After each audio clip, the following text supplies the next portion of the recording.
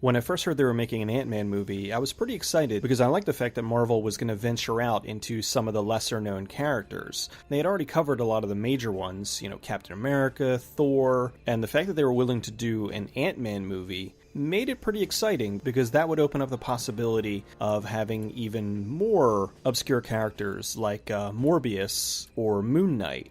Before I get into the movie, let me mention I'm playing Earth Defense Force Insect Armageddon. It's kind of like Starship Troopers, only with giant ants. Usually I like to play a game that has something to do with the movie that I'm talking about, and Ant-Man doesn't have a standalone game. I know he pops up in some of the Marvel games, but I don't have any of the ones that he's in, so I decided to go with this instead. So on to the movie itself, I really liked it. I thought it was fun. Originally I was excited because Edgar Wright was going to direct it, but he dropped out because of some various disagreements. They weren't really going to let him make the movie that he wanted to make, from what I gather. Apparently his original script was a lot more humorous, which I totally believe because coming from the guy who did Shaun of the Dead and Hot Fuzz, you can kind of see that sarcastic wit, and it would have been nice to have seen his version.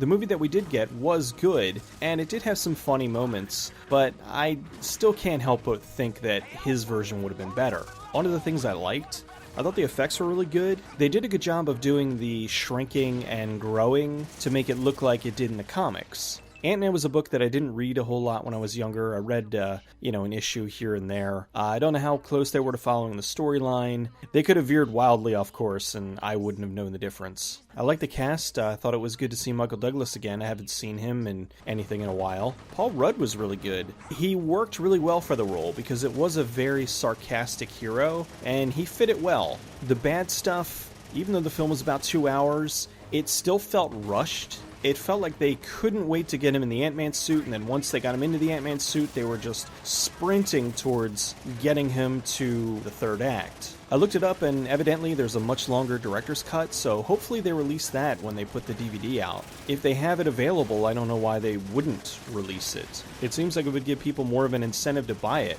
unless they're going to double dip and release the theatrical cut, and then like 6 months, a year later, they're going to release the director's cut. That's always shady.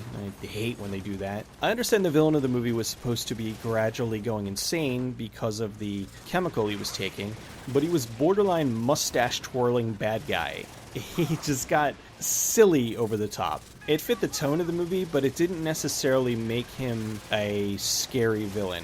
While the majority of the effects looked really good, there were still some CGI effects that didn't quite work.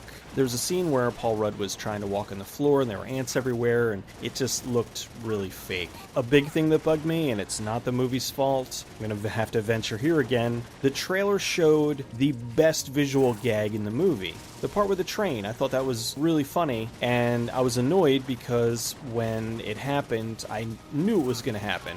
And beyond that, of course, the trailer did show a little too much. Overall, I thought the movie was good. The comic relief was actually funny. I like the way they tied it into the Marvel Cinematic Universe, because I remember when they were first working on this, they were saying how this was a movie that had to happen because it was imperative for something that was going to happen down the road in one of the next big movies, which turned out to be Captain America Civil War. I liked it a whole lot more than Thor 2, which I still think is the weakest of all the Marvel movies. It was good, not great. I would put it about a medium tier with the Marvel movies. Unless you're a really big fan of the character, I don't really think that you need to see this one in theaters. It was fun, but most likely you'll get the same experience when it comes out on DVD.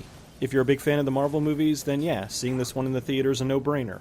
Otherwise, I just wait for it to come out on video. Who knows though, this might be one of those ones that grows on me after a while. That's all I got for now. I'll see you next time.